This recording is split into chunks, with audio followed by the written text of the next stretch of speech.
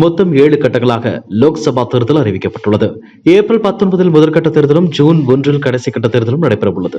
அதன் பிறகு ஜூன் 4 ஓட்டு எண்ணிக்கை நடைபெறவுள்ளது. இந்த தேர்தலில் வெற்றி பெறும் முனைப்பில் பாஜக உள்ளது. கடந்த 2014, 2019 ஆகிய தேர்தல்களை தொடர்ந்து இந்த முறை வென்று மத்தியில் ஹேட்ரிக் முறையில் ஆட்சியை பிடிக்க பாஜக முனைப்பு காட்டி வருகிறது.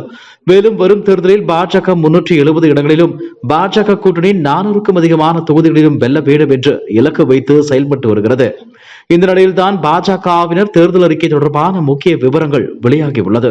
அதாவது வரும் லோக்சபா தேர்தலுக்கான பாஜகவின் தேர்தல் அறிக்கை தயாரிக்க 27 பேர் அடங்கிய குழு அமைக்கப்பட்டிருந்தது. இந்த குழுவின் தலைவராக மத்திய பாதுகாப்புத்துறை அமைச்சர் ராஜ்நாத் சிங், ஒருங்கிணைப்பாளராக மத்திய நிதியமைச்சர் நிர்மலா சீதாராமன், துணை ஒருங்கிணைப்பாளராக மத்திய அமைச்சர் பியூஷ் கோயல் நியமிக்கப்பட்டுள்ளனர். மற்ற 24 பேர் உறுப்பினர்களாக நியமிக்கப்பட்டிருந்தனர். இந்த குழுவினர் 2 முறை ஆலோசனை நடத்தி பாஜகவின் தேர்தல் அறிக்கையை தயாரித்துள்ளனர். அதாவது வரும் லோக்சபா தேர்தலில் மீண்டும் பாஜக ஆட்சியை பிடிக்கும் போது மக்களுக்கு செயல்படுத்தப்பட உள்ள செயல் திட்டங்களை உள்ளடக்கி தேர்தல் அறிக்கை தயாரிக்கப்பட்டுள்ளது. டெவலப்டு இந்தியா 2047 என்ற பெயரில் தயாரிக்கப்பட்டுள்ள இந்த தேர்தல் அறிக்கை நாளை காலையில் வெளியிடப்பட உள்ளது. பிரதமர் நரேந்திர மோடி, தேசிய தலைவர் JP நட்டா, மத்திய அமைச்சர்கள் அமித்ஷா, ராஜ்நாத் சிங், நிர்மலா சீதாராமன் உட்பட மூத்த தலைவர்கள் தேர்தல் அறிக்கையை வெளியிட உள்ளனர்.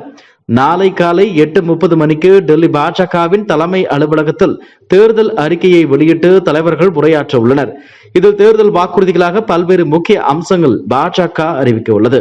அதாவது இந்தியாவை வளர்ந்த நாடாக மாற்றுவதற்கான திட்டங்கள், ஏழைகள், பெண்கள், இளைஞர்கள், மாணவர்கள், விவசாயிகளுக்கு தனித்தனியாக நலத்திட்டங்களை அறிவிக்கப்பட வாய்ப்புள்ளது. முன்னதாக கடந்த 5ஆம் தேதி காங்கிரஸ் கட்சி தனது தேர்தல் வாக்குறுதியை அளித்தது.